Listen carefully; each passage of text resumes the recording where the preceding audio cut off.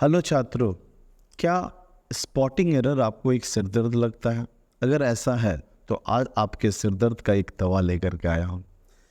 Previous year 2022 का CPO में जितने भी एग्ज़ाम्स हुए हैं उनका स्पॉटिंग एरर सेक्शन में जो 2-1 करके क्वेश्चंस आते हैं उसका एक कलेक्शन लेकर के आए हैं और इन सारे क्वेश्चन के एक सटीक आंसर और उसका एक सटीक एक्सप्लेनेशन मैं दूंगा और इसके ज़रिए आप ग्रामर के कॉन्सेप्ट को समझ पाओगे। तो ज़्यादा देर न करते हुए स्टार्ट करते हैं। तो ये रहा आपके स्क्रीन पर पहला क्वेश्चन। देखिए इसमें क्या है, क्वेश्चन को समझते हैं पहले। As is usual with stories of this genre, in spite of their varying socio-political realities, the youngsters have fallen in love with each other madly। देखिए ये जो सेंटेंस है इसमें 4 सेक्शन किया हुआ है। विच सेक्शन में रॉन्ग है ये निकालना है, बहुत आसान है। अगर आपको इंग्लिश रीडिंग का एक तजुर्बा है, पढ़ते हैं न्यूज़पेपर, अगर आप पढ़ते होंगे या बुक्स पढ़ते होंगे तो आपने कभी भी इस तरह का स्ट्रक्चर को नहीं पढ़ा होगा। एज इज़ यूजुअल ये होता नहीं, एज यूजुअल होता है। एकदम सिंपल सी बात है, एज यूजुअल होता है या यूजुअली होता है। तो एज यूजुअल क्या है, एक फ्रेज है, तो इसमें इज का कोई गुंजाइश नहीं, यहाँ इज हो ही नहीं सकता है। तो आप यहाँ से याद रख सकते हैं, अगर एज इज यूजुअल जो सेक्शन गलत है, हमारा सही आंसर क्या हो जाएगा, D as is usual with stories in this Jenner.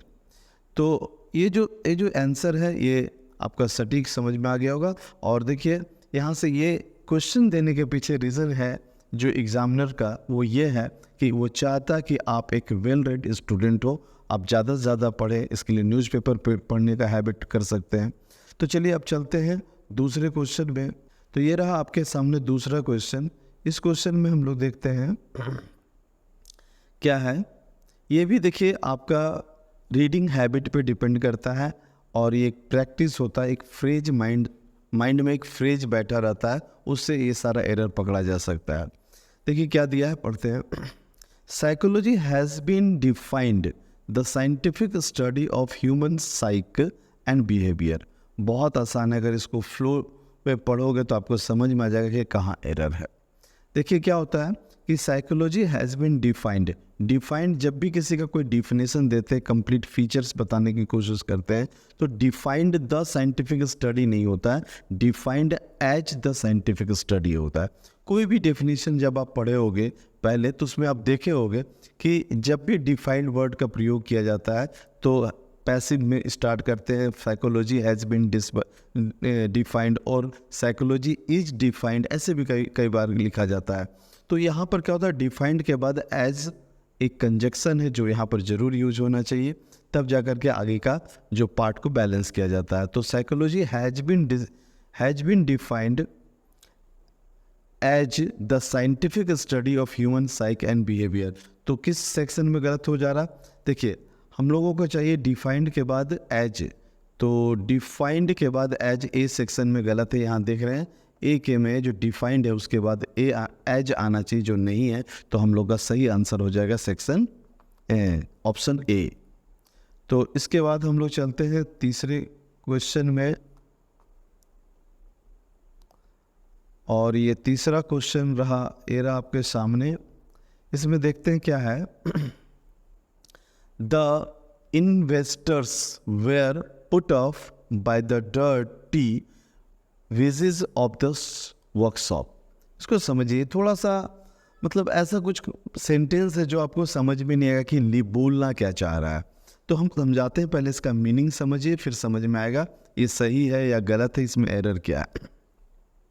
देखिए फर्स्ट क्या है, the investors were put off का क्या मतलब होता है इसका। देखिए पुट ऑफ का दो मतलब होता है, एक होता है पोस्टपोन और एक होता है डिस्करेज करना, किसी का हतोत्साहित करना, किसी का हिम्मत को तोड़ना। बाय द डर्टी विजेस का मतलब क्या होता है, विजेस में होता है फेस, या जो सामने काउंटर में दिखता है वो विजेस कहलाता है, ऑफ द वर्कशॉप।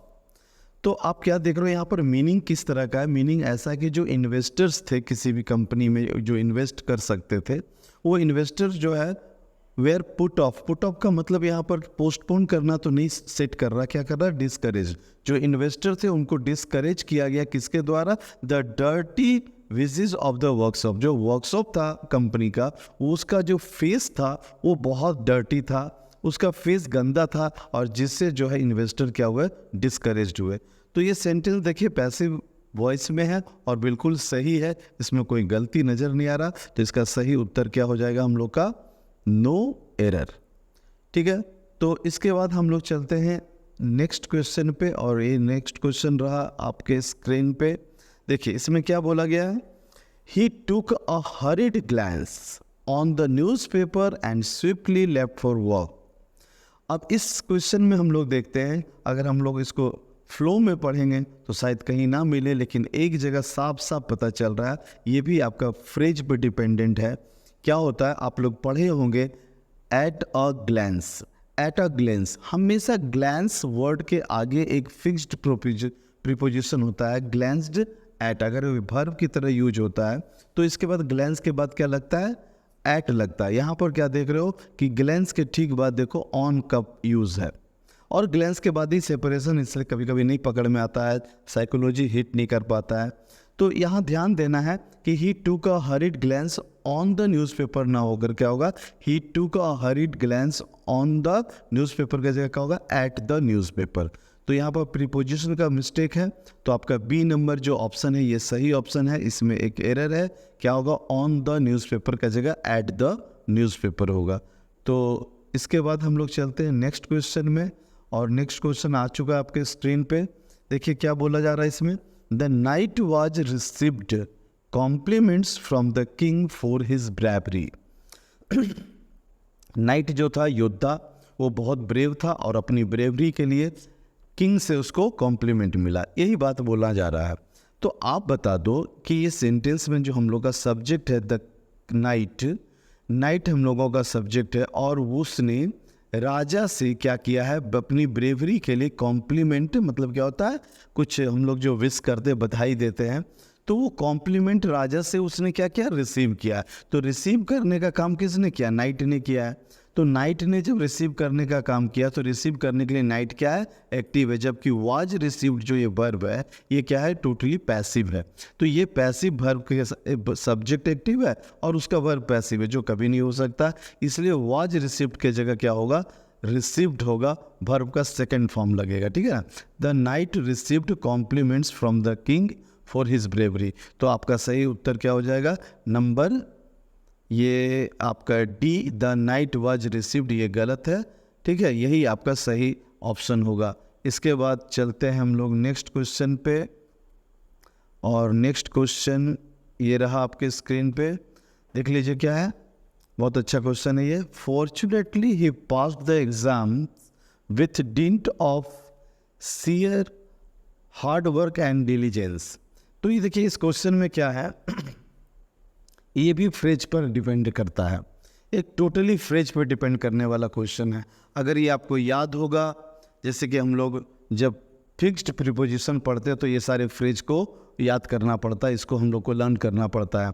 देखिए यहाँ पर एक मिस्टेक दिख रही है, क्या है, विथ डिंट ऑफ, ये कभी नहीं होता। विथ डिंट ऑफ की जगह क्या होगा, by dint of. By dint of का मीनिंग क्या होता है, के बल पर बोला जाए या के द्वारा बोला जाए, के साधन के द्वारा।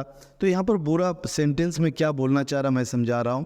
फॉर्चुनेटली मतलब माने सौभाग्य से, ही पास्ड द एग्जाम, उसने परीक्षा को पास किया।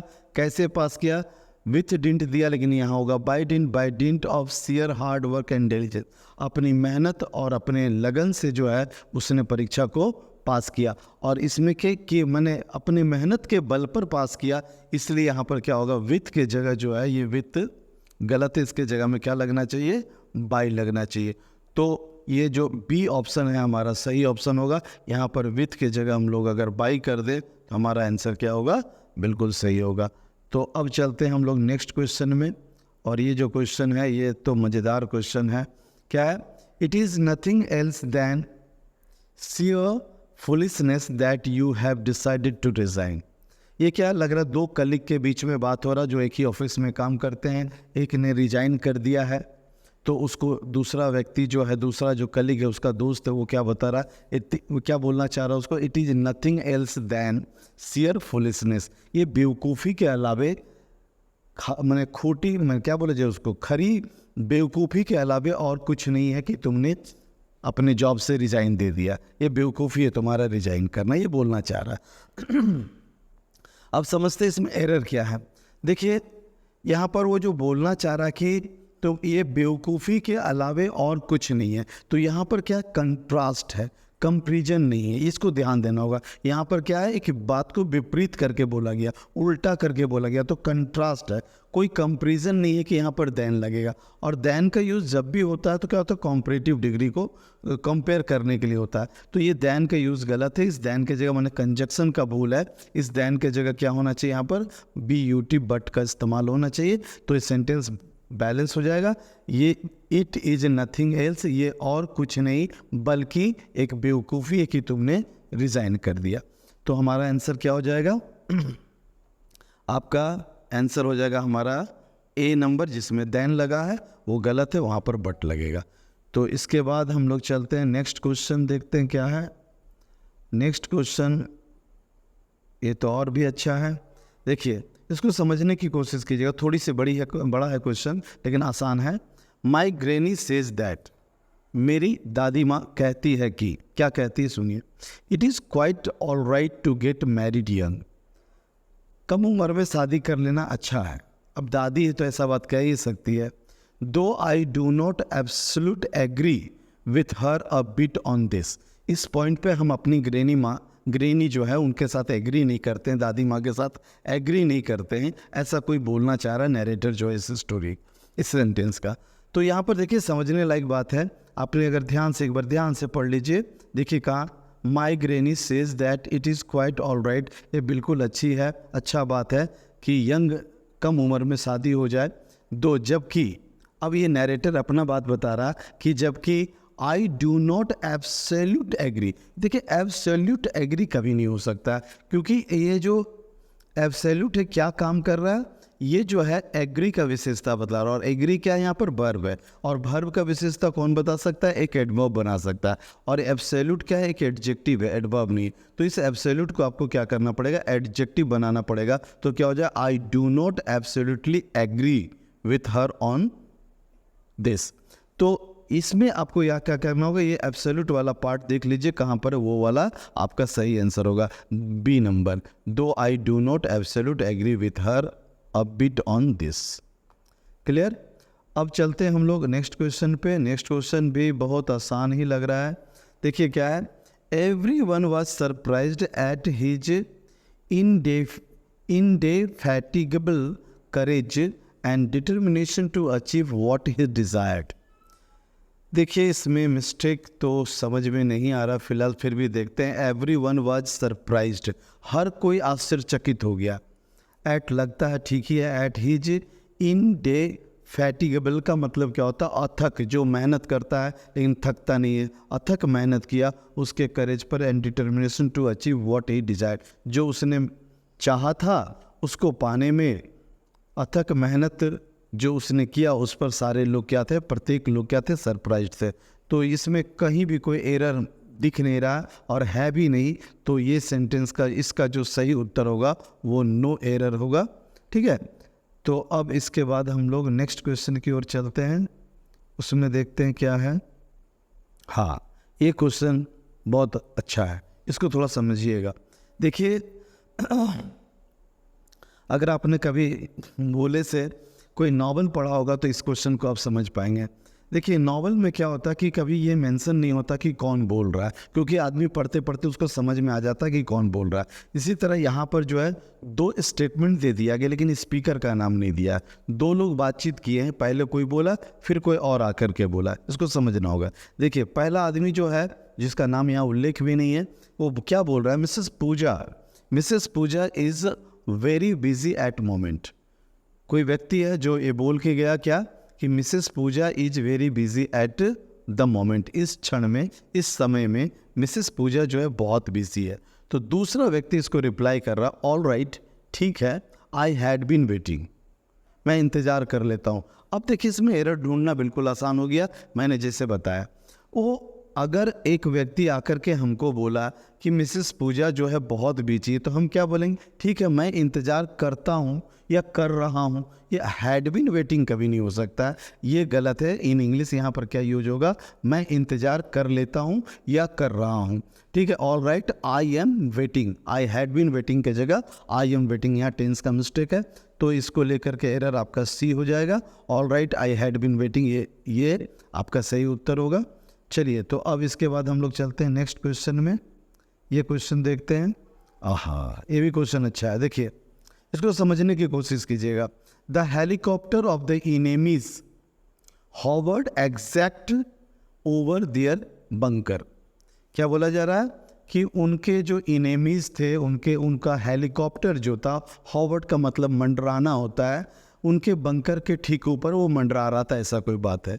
अब इसको अगर हम लोग गौर से पढ़ें तो क्या समझ में आता है, हॉवर्ड एग्जैक्ट ओवर। देखिए एग्जैक्ट ओवर कभी नहीं हो सकता है।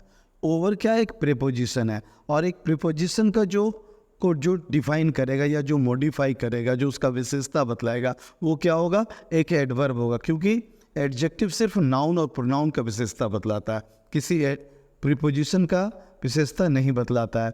तो ओवर जो है एक प्रीपोजिशन है, उसका विशेषता बताने के लिए इसको क्या बनना पड़ेगा, एग्जैक्ट को बनना पड़ेगा, जो कि एडजेक्टिव है उसको बनना पड़ेगा एडवर्ब। तो एडवर्ब क्या हो जाएगा, एग्जैक्टली हो जाएगा, एग्जैक्टली। इसके जगह एग्जैक्ट की जगह आपको एग्जैक्टली कर देना है, बिल्कुल सही। तो देखिए हमारा सही उत्तर क्या हो जाएगा, सी नंबर, हॉवर्ड एग्जैक्ट। अब चलते हैं नेक्स्ट क्वेश्चन पे। ये देखो क्या है, ये मस्त क्वेश्चन है।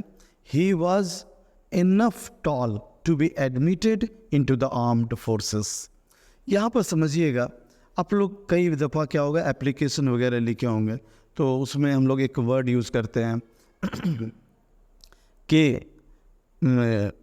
To be kind enough, to be kind enough. हम लोग क्या करते हैं, काइंड देखिए क्या एडजेक्टिव है, और उसके बाद एनफ को यूज़ करते हैं। ऑलवेज आप याद रखो कि एनफ वर्ड जो एक एडवर्ब है, एनफ एडवर्ब का यूज़ जो होता है एडजेक्टिव के बाद होता है, ना कि उसके पहले होता है।